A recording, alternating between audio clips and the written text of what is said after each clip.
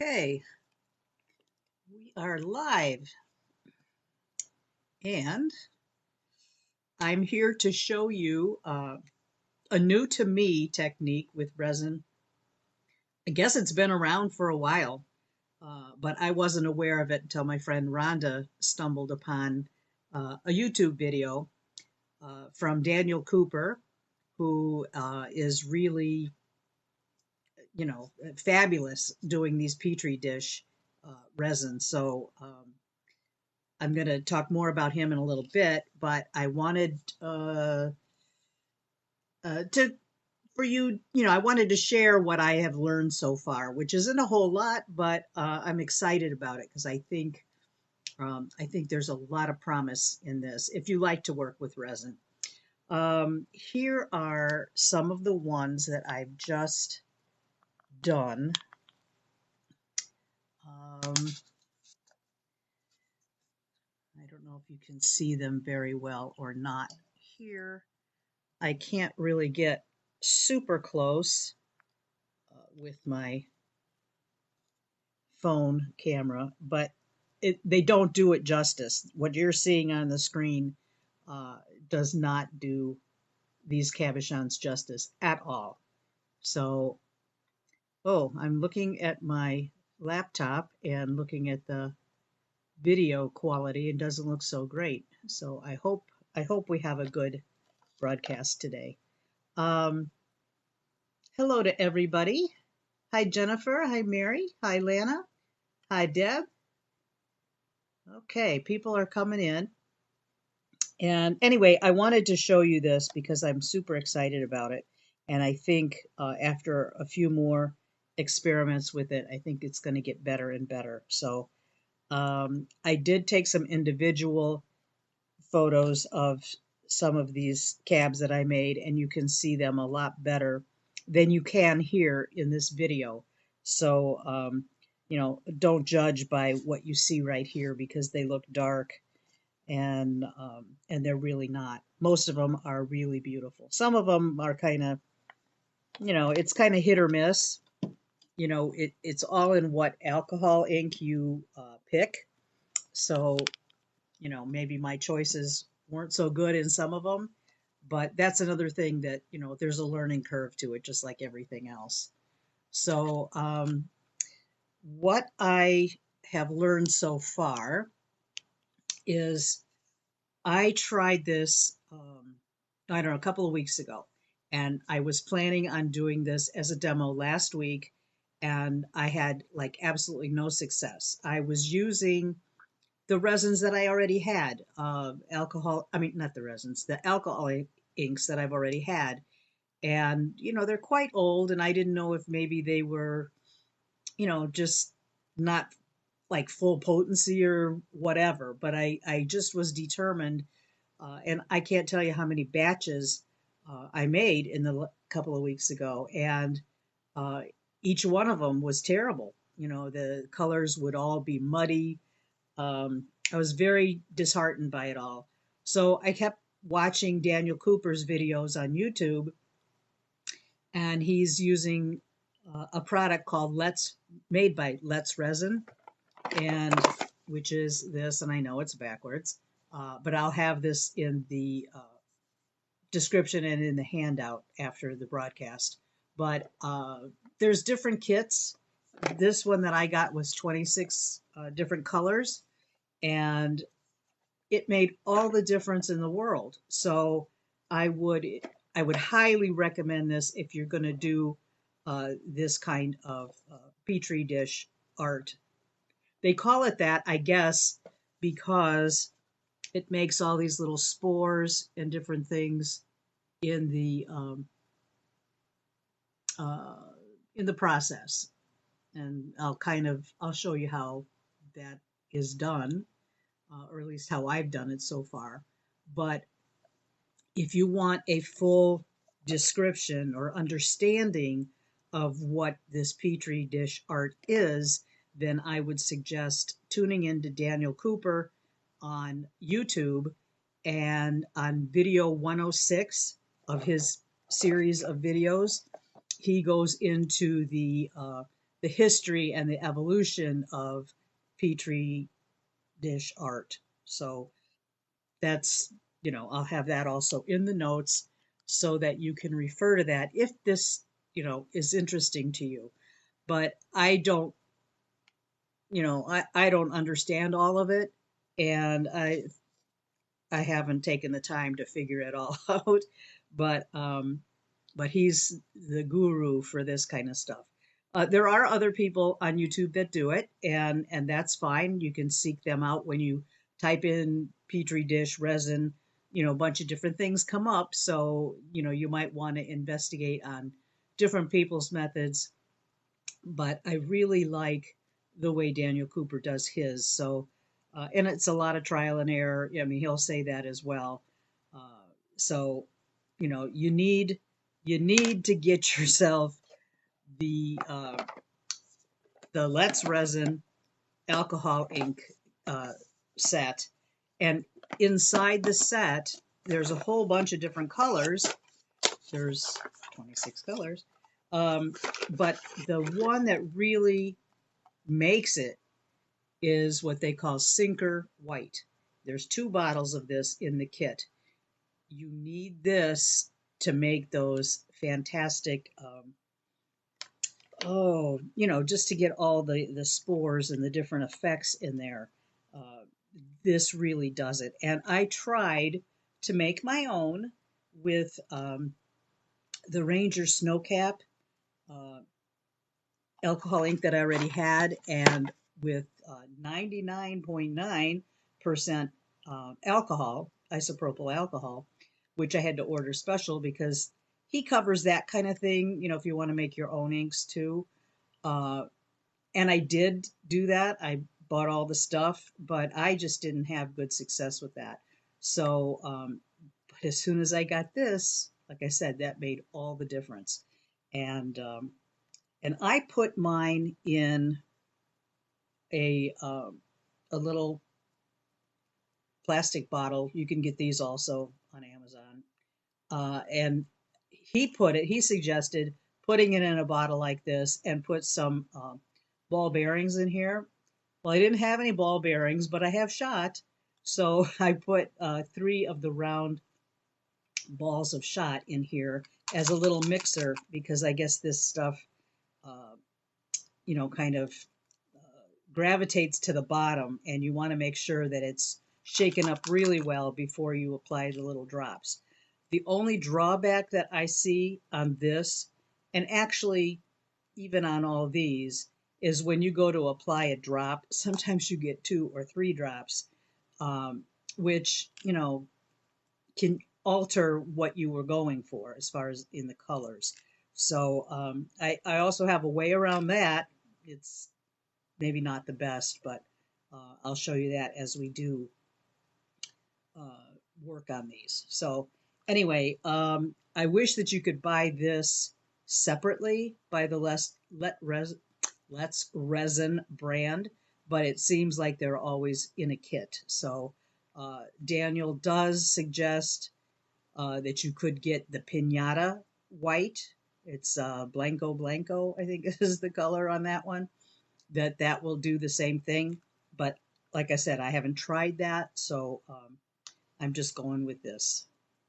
So this is pretty neat. Okay, so what you need is 2-part epoxy resin. I did try to do it with UV resin because he does have a video on that. That I was not successful with either. So as soon as I saw that this works, it's like I'm sticking with this. So I can't get this camera in the right frame. Okay, so let's see here. We got more people in here. So hi, Carol. Hi, Wendy. Hi, Jennifer. Okay, and Nancy. Hello there. Okay, so I'm going to turn the camera down on the table and I'll get started with some of this stuff. First and foremost, you need gloves, disposable gloves, because the alcohol ink stains your hands pretty much, and you know you can avoid all that by wearing some disposable gloves. And also the resin, you know, even if you're just working with resin and not inks, gloves are the way to go.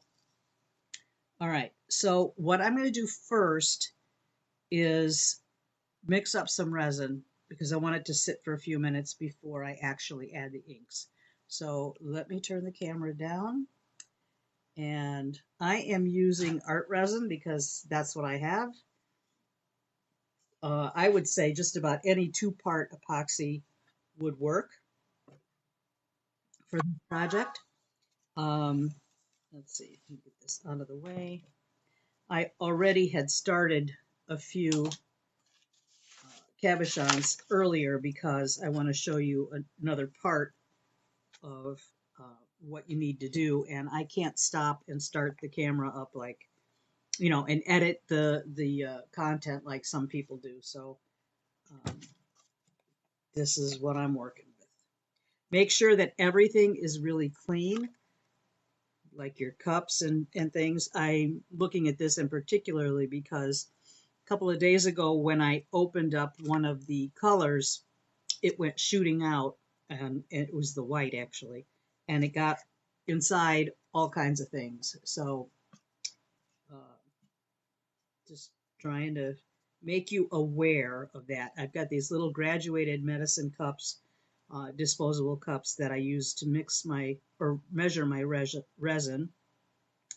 And I'm going to, let's see, I'm going to put, I think, 15 cc's. That's what I'm going to start with. Well, that's what I'm going to mix. So I want to make sure I'm right on the line. You want to make sure that your resin is equal in each cup. And a good thing to do is wipe off the rim of your containers each time so you don't get drips all over the containers and they get all yucky to work with.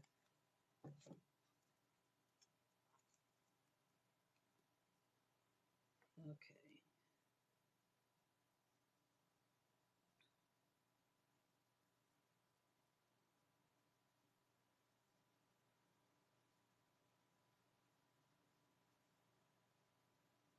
Okay, so I've got my tube. I found that if I rip my paper towels in half, um, they're just the right size for some of these jobs without being too wasteful. Okay. All right.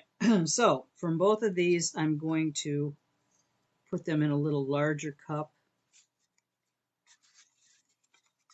Actually, I'm going to go with, I have several different sizes of these cups, but I like the 3 and the 4 ounce measures because you have a lot more room so you don't spill. Okay, so I'm going to put my resin in here.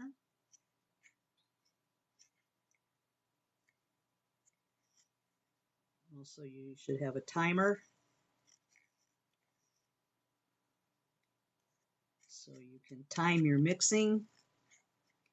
I usually go between 2 or 3 minutes, just depends on how impatient I am.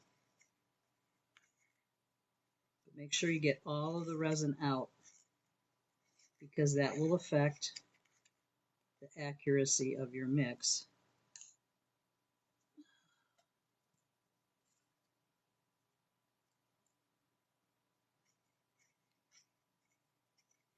I was so thrilled when I saw those cabs yesterday. When I took them out of the mold, I was like, wow, after all that wasted stuff and time, I'm finally getting somewhere.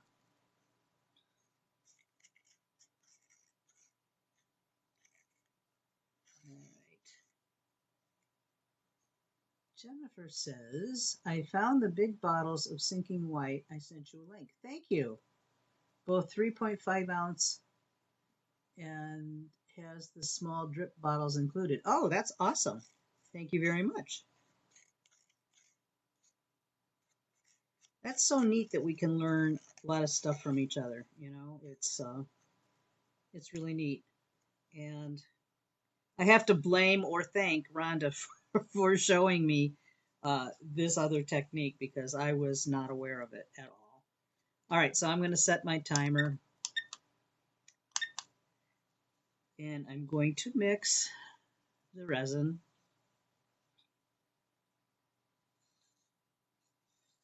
And I just kind of mix it in a slow, gentle motion or manner. And I don't want to whip it to get a lot more bubbles in it than it already will get. So I just find that if I take it slow and thoroughly mix in, it's a good way to do it. I have seen people use these little mixing attachments, almost like a, I want to say like a, well, like a kitchen mixer, but small, you know, and mix their resin with that. And I don't know, I always thought if you were too vigorous, you would get more bubbles, but there must be some uh, logic to that method. I just never have tried it. Make sure that you scrape the sides and the bottom of the container as you go along.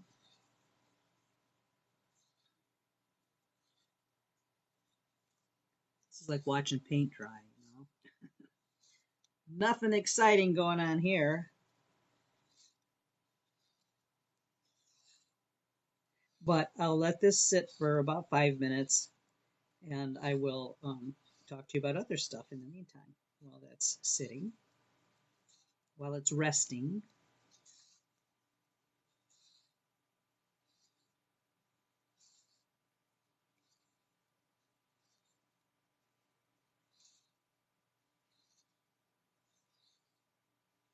It's almost time.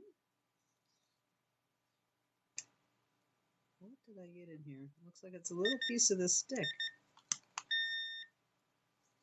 I don't want that in there. A little shred of the stick was in there. All right, so the timer went off. I'm going to let it sit for 5 minutes. And I'm going to get rid of this stuff here because I inevitably will bump into it and get stuff on me. Okay, so in addition to the Sinker White that I put in this little bottle, I have another bottle that I filled up with the 99.9% alcohol, isopropyl alcohol, and this crushed crystal magical mica that I have used before in some of our other resin projects. It is the stuff that gives great shimmer to your resin projects. If you like to add the little sparkle in there, a little bit of this goes a long way. So what I did was put just some on the end of a craft stick, put it in the bottle, and then added my alcohol in there. Okay, and I'll show you how we'll use that in a couple of minutes. Okay, so that's a nice thing to have if you want the little sparklies in your resin projects. Okay, so I've got, and this settles to the bottom as well. So I put in 3 little of the round balls of shot that I have in there to help mix it and loosen it up. I have found one issue with this, and it seems like the little tip gets clogged fairly quickly with all the little mica flakes in there. So you just have to like have a paper towel handy by you, and I squirt a little bit of that out because sometimes when you're adding this to your resin, you'll just get like a shot of alcohol and not the little sprinkles. So that's something you just kind of have to play with a little bit. Jennifer's asking if will water-based inks or dyes run in resin? Does anyone know? I certainly don't know, but I'd be kind of cautious to try it. I mean, you might want to try it, but in a very small scale, so you don't waste a lot of your resin if it's not successful. I'm just really not sure. Um, I don't know. The honest answer is I don't know. And hopefully somebody here that watches this might be able to answer that for you. Otherwise, I would probably Google that and see if you can get an answer. Okay, good question though. All right, so what else was I going to tell you about? Oh, when you're doing this, when you're doing the resin, one of the things that makes the impression so cool is that there's a swirl inside there. And you get the swirl by using a pin, like a sewing pin, needle, whatever. I've got these little, it doesn't matter. Mine has a little butterfly on it, but that doesn't matter. The pin is what matters. I started with a toothpick, and Daniel was using a pin, and I decided that was probably better to follow what he was doing. So you need the pin because about an hour to an hour and a half after you've poured your resin, you want to go in with the pin and make a swirl. Now, it's been about an hour and a half since I poured these little ones right here. So I'm going to show you how to do that right now.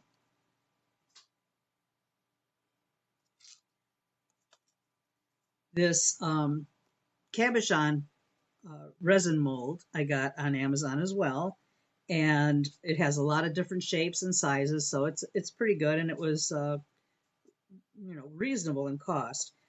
These other ones that I have here, I got years ago when I bought a resin set from Little Windows is the brand.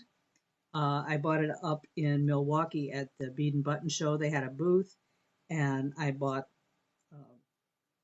their set, a small system set that they had, and I like them, except that, well, there's a couple of things that I'm not crazy about.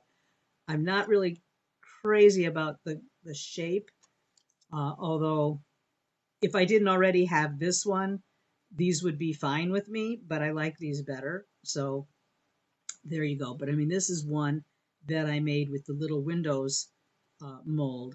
But this is not a soft uh, silicone. This is, to me, it's more like plasticky. It's more hard. And if you don't lubricate these, you have a heck of a time getting them out. They're just not the same. They don't pop out like, at least in my experience, they didn't pop out so well. So what I did was I sprayed a little silicone spray in there before I've got these done, and uh, that makes all the difference. Oh, and I want to backtrack on the Let's Resin kit. It comes with instructions, and I highly suggest that you read them before you start playing with this stuff, because in my little capacity brain, I think since I watched somebody do a video, I don't need to read the instructions.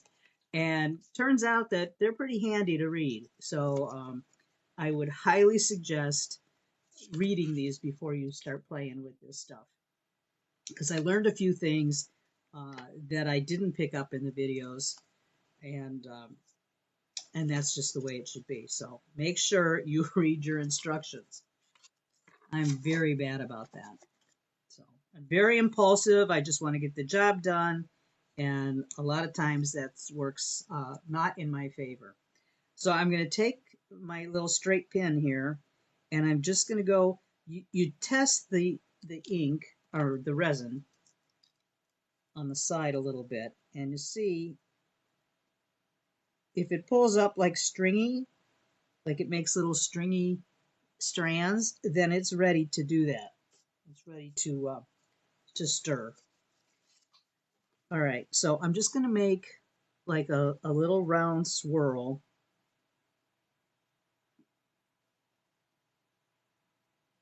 And I know that you can't see that because this camera is just not close enough. But you get the idea. You're just going to make one swipe around.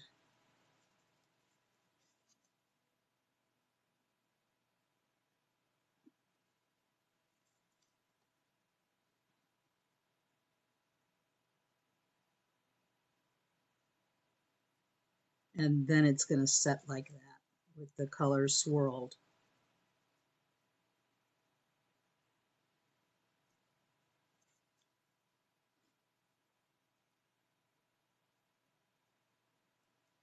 I don't have a very steady hand anymore, so I get kind of, it jumps around a little bit. I have great hopes for these.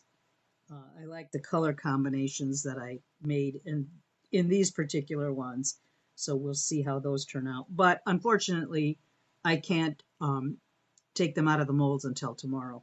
So I'll have to post them tomorrow and show you what we got today.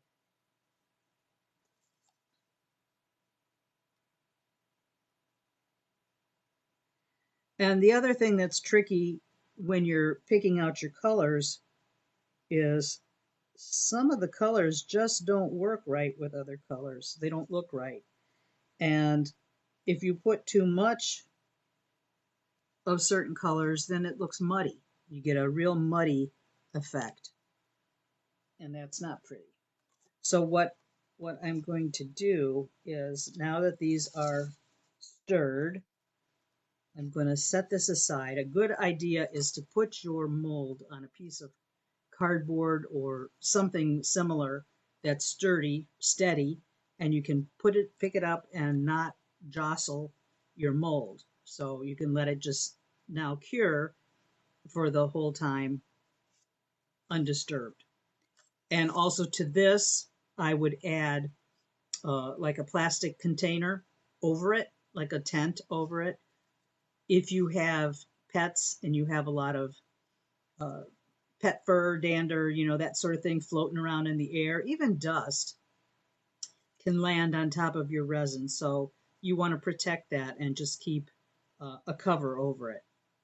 Okay, so I'm set those to the side very carefully. And now we can start filling up the resin mold that I have here. All right. Any questions so far? Okay, let's see if I can get this down here a little bit better. I haven't used all the shapes, but the round and the oval appeal to me probably more so than the other shapes, but everybody has different preferences. So, okay. I found that my mold here stained a little bit with some of the red inks.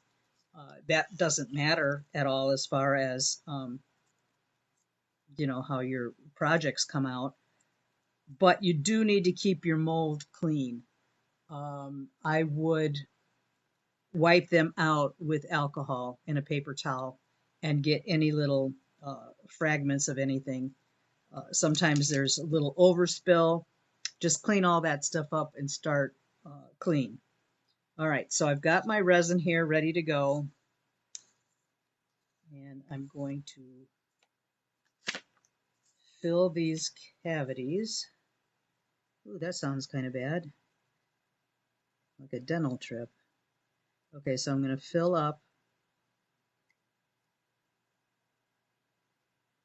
them up, but don't overfill them where they spill out.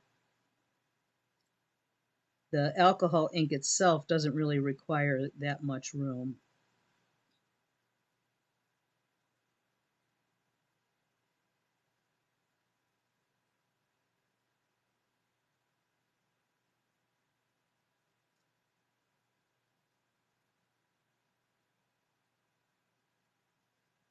And, if you're not a metal smith or, don't know how to make bezels and stuff, you can buy bezels already pre-made and glue them in. I don't see any other way that you could do that other than glue them in, but that's perfectly fine if that's what you want. Or if you're a metalsmith, you can make your own bezels for them. All right, so I've got enough for these 6. There's just minimal in there, not enough to make another cabochon. I suppose if you wanted to make little earrings and things like that, some of the smaller cabochons would work. But I'm kind of going for these big ones right now so I can get the full effect.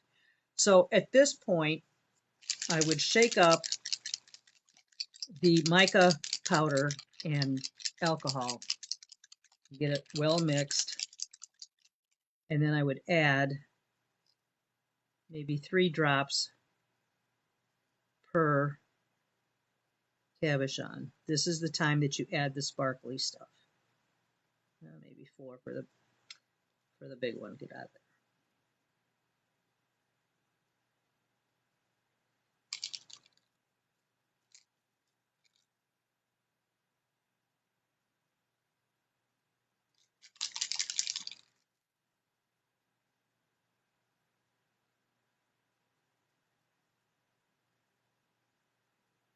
Yeah, this is where the sparkly stuff gets kind of hung up. And that's where I might have put too much in this container. There's always that possibility. Because I was getting primarily alcohol out of here and not the sparkles. There we go. That's enough. You don't want to overpower it with that. But I like to have a little bit of that sparkle, shimmery stuff in there. Okay, now the next thing is to pick out the colors that you want. And I am going to go with, oh, here's the other thing. When you buy these, they're sealed at the top, okay? And because I didn't read the instructions, I snipped off the top, which, in of itself is not a bad thing, except it had ink up on the tip. And when I snipped it, ink went flying all over the place. They give you a couple of push pins for a reason, and that's to poke open the ink, and then it doesn't go flying anywhere. Okay, so that's another reason to read the instructions. All right, so I'm going to go with, there's lots of colors in this pack. Some colors that I never even thought about or considered, but I love this midnight blue, and I love this yellow green, and I also love the sugilite. That's a reddish color. It's a reddish pinkish color. It's really pretty. So I'm going to do that for a couple of these here and just add. Now this can come shoot out too, so you just have to be careful. And put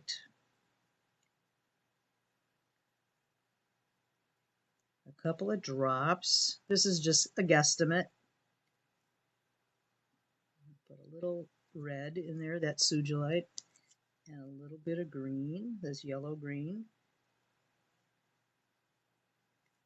And it pretty much spreads out on its own, but sometimes you get a little bit of space or negative space where the color doesn't show. And I kind of like to have it all full of color. So you don't want to overdo it because that's when your colors get muddy. All right.